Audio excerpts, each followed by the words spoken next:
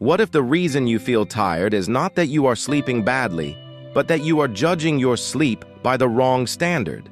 Because the amount of sleep you need does not stay exactly the same across life, and neither does the way sleep is structured. A teenager, a working adult, and an older adult can all spend the same number of hours in bed and still have very different sleep needs, sleep patterns, and sleep problems. In this video, you will learn how sleep changes with age, how much sleep different age groups really need, what changes are normal, what changes are not, and how to protect sleep at every stage of life. Welcome to Evidence That Works. Everything in this video is based on evidence-based sleep science. Let's dive in. Here is the first thing most people get wrong. They assume there is one perfect number for everyone. 7 hours, 8 hours, maybe 9. But sleep is not that simple. Age matters, biology matters, circadian rhythm matters, and what feels normal at one stage of life may not be normal at another. So let's start with the big picture. Across the lifespan, sleep changes in 3 major ways. First, the total amount of sleep needed changes. Second, the internal structure of sleep changes. And third, the timing of sleep changes. That means sleep is not only about quantity, it is also about quality and timing. Let's go stage by stage. At the very beginning of life, babies need a huge amount of sleep. That is because the brain and body are developing at an incredible pace. Sleep supports growth, learning, and nervous system development. Newborns sleep in scattered blocks, not in one long night. That is normal. Their circadian rhythm is still developing. So when a newborn wakes up often, that is not a sleep disorder. That is early biology. As children grow, their sleep starts becoming more stable. They sleep for fewer total hours than babies, but they still need a lot more sleep than adults. And this makes sense. Their brains are still developing. Their bodies are growing. Their learning load is high. Their emotional regulation is still maturing. So for children, sleep is not optional recovery. It is one of the core systems supporting development. Then we get to teenagers, and this is where things get really interesting. Because teenagers often need a lot of sleep, but their body clock starts shifting later. In other words, many teenagers naturally feel sleepy later at night. That does not automatically mean they are lazy or undisciplined. It often means their circadian timing is delayed. This creates a problem. Their biology pushes them later, but school schedules often force them earlier. So many teenagers end up carrying a chronic sleep deficit, and that sleep debt can affect mood, learning, attention, sports performance, and emotional control. This is one reason teen sleep is such an important issue. Now let's move into adulthood. For most adults, the healthiest range is usually around 7 to 9 hours per night. Not everyone will land in the exact same spot, but the idea that most adults can thrive long-term on 5 or 6 hours is mostly a myth. Some people can function for a while on less sleep. That is true. But functioning is not the same as thriving. You can be awake and still be under-recovered. You can be productive and still be carrying more stress, more hunger, worse focus, and worse emotional control than you realize. That is where many adults get fooled. They think, I am getting by, so I must be fine. But sleep debt does not always feel dramatic. Sometimes it looks like irritability. Sometimes brain fog. Sometimes more cravings. Sometimes lower patience. Sometimes worse training. Sometimes just feeling off. Then later in life, people often notice another shift. Older adults may feel sleepier earlier in the evening. They may wake up earlier in the morning, and their sleep may become lighter and more fragmented. This is one of the most misunderstood parts of sleep aging. A lot of people assume older adults simply need much less sleep. That is not exactly right.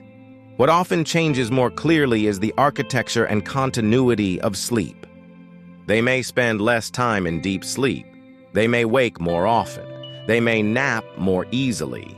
And they may be more sensitive to things like medication, pain, noise, light, or medical conditions that disrupt sleep. So the question is not only, how many hours are you sleeping?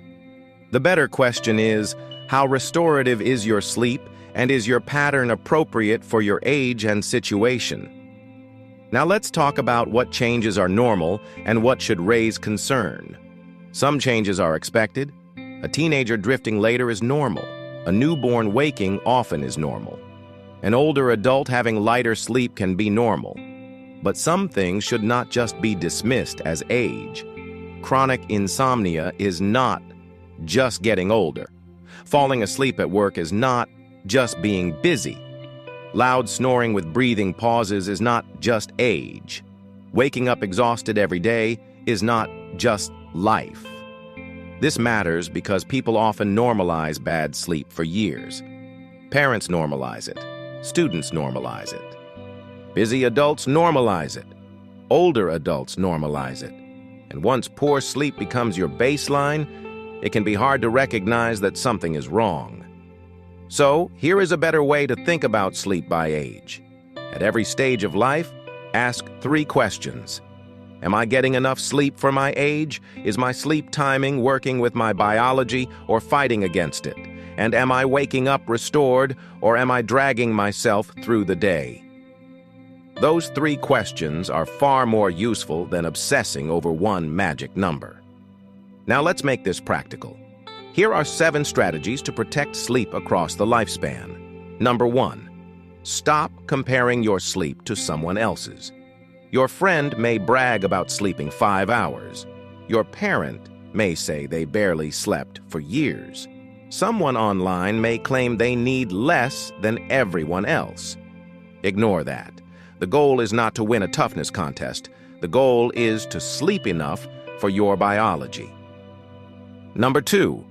Match your sleep expectations to your life stage. Teenagers usually need more sleep than adults. Adults usually need a stable routine more than heroic late nights. Older adults often need more protection from sleep fragmentation.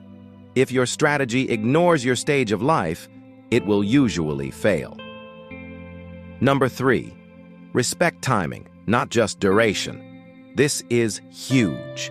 You can spend enough hours in bed and still feel awful if your sleep timing is chaotic. Going to bed at wildly different hours, sleeping in aggressively on weekends, or forcing sleep against your natural rhythm can all make sleep feel worse. The body likes rhythm. Number 4. Use light intelligently. Morning light helps anchor the circadian system. Late-night bright light can delay it. This is especially important for teenagers, shift workers, and adults who are always on screens late at night. If the body clock shifts in the wrong direction, sleep can unravel fast. Number 5. Do not ignore daytime symptoms. If sleep problems are affecting mood, school, work, concentration, driving, or relationships, that is not minor. That is useful information. The daytime consequences are often what tell you the nighttime problem is real. Number 6. Watch for age-specific traps. For children, that may be inconsistent routines. For teenagers, late schedules and sleep debt. For adults, stress, caffeine, work overload, and bedtime revenge procrastination. For older adults, napping too long, less daylight exposure, medications, pain, or untreated medical issues. Different ages, different traps. Number 7. Do not confuse common with normal. This may be the most important point in the whole video. It is common for adults to sleep too little. It is common for teenagers to be exhausted. It is common for older adults to sleep poorly. But common does not always mean healthy. And it definitely does not mean optimal. Now here is one more important layer. Sleep by age is not only about how many hours you need, it is also about what your sleep is doing for you. Is it helping your memory, your recovery, your emotional control, your energy, your metabolism? Because if your sleep is too short, too fragmented, or constantly mistimed, those systems pay the price. That is why the same bad sleep pattern can look different at different ages. In a child, it may look like behavior problems. In a teenager, it may look like poor concentration and mood swings. In an adult, it may look like stress, cravings, and burnout. In an older adult, it may look like fatigue, irritability, and reduced quality of life. Different age. Same core problem.